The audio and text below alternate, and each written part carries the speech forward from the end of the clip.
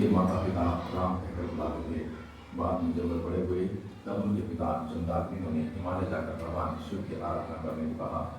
पिता की आज्ञा मानकर राम ने ऐसा ही किया। उनके तप से प्रसन्न होकर शिव ने उन्हें दर्शन दिए और असुरों के नाश का आदेश दिया।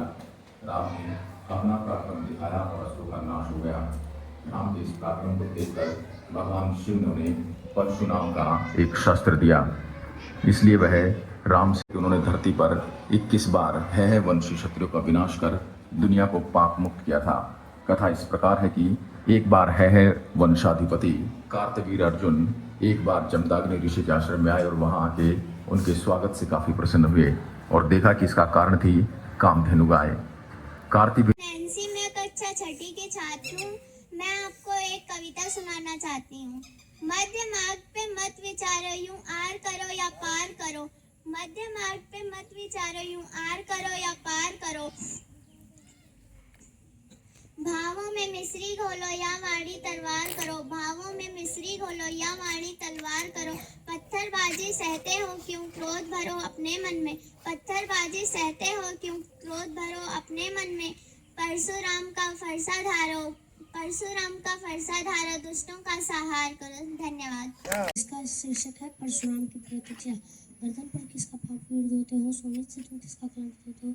उनका जन्म कारुण्य असीम तरल था, तारुण्य ताप था नहीं ना रंच गरल था। सस्ती सुकृति पाकर जो परशुराम जयंती दिवस कौन सा?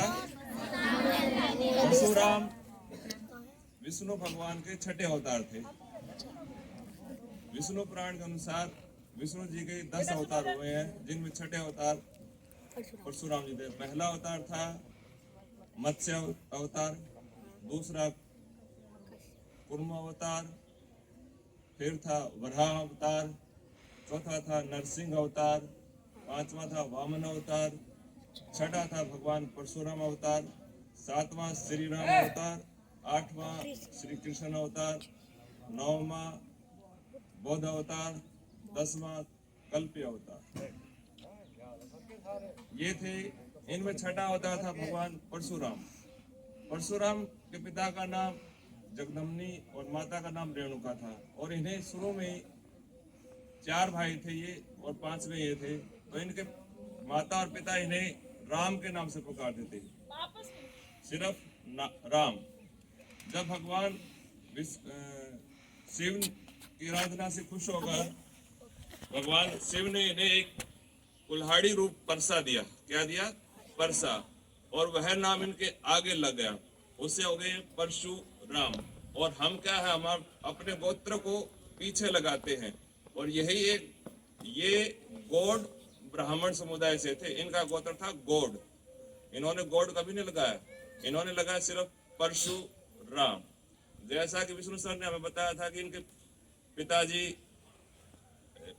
सहस्रार्जुन ने इनके कामधेनु गाय छीन ली थी और उसके पुत्रों का सहस्रार्जुन और परशुराम के मध्य युद्ध हुआ था, जिसमें सहस्रार्जुन मारा गया। और सहस्रार्जुन के पुत्रों ने क्या किया कि उस समय उसके माता पिता पर आक्रमण किया और उसके पिताजी के शरीर पर 21 घाव किए। उसी समय परशुराम ने प्रतिज्ञा की कि मैं क्षत्रियों से विहीन कर दूंगा सृष्टि को। और उन्होंने 21 बार क्षत्रियों में सिर्फ हे वंश का 21 बार कुल संहार किया। और उस समय युद्ध करते समय उन्होंने केवल गर्भवती महिलाएं थी, सिर्फ उनके क्षत्रियों को छोड़ा और जो दिखाई दी उन सभी का विनाश कर दिया। परशुराम पूर्ण पितृ भक्त भी थे। एक बार उनके पिताजी ने उनकी माता को सुबह सुबह जल लाने के लिए कहा, तो वो किसी कारणवश देरी से आई। तो उसके पिताजी गुस्सा हो गए और उन्होंने कहा उनके 4 पुत्रों से कि आप इसके माँ का गला काट दो। माँ और पुत्र का प्रेम बहुत ही गहरा होता है।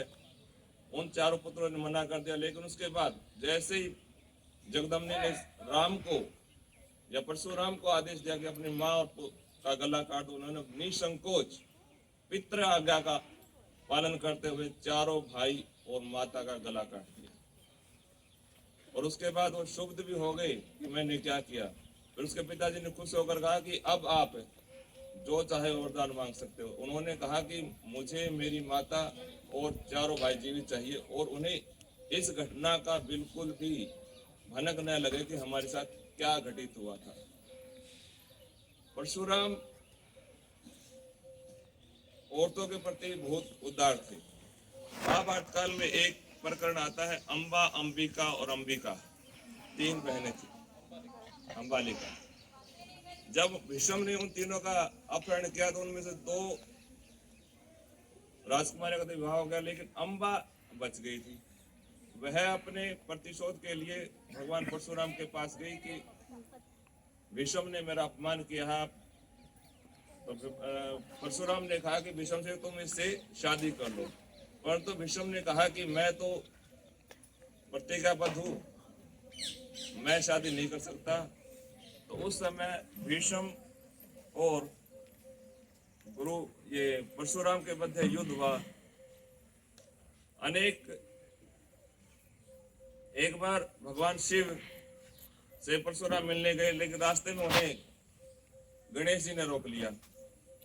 तो जैसा कि विष्णु सर ने बताया था कि परशुराम बहुत क्रोधित व्यक्ति थे, और इसलिए उन्होंने क्रोध आया कि मैं विष्णु का अवतार हूं, तुम मुझे शिव से मिलने नहीं दे रहे।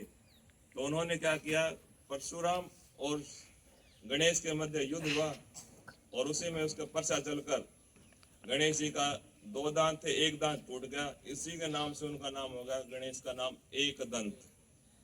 और कहा जाता है किंवदंती के अनुसार कि उसी टूटे हुए दांत से श्री गणेश ने महाभारत की रचना की थी।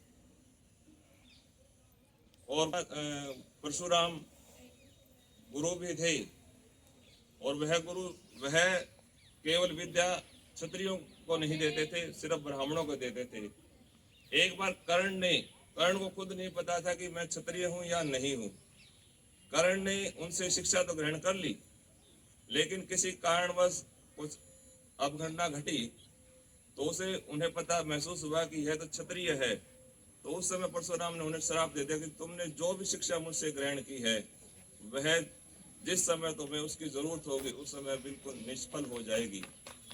ऐसे थे परशुराम।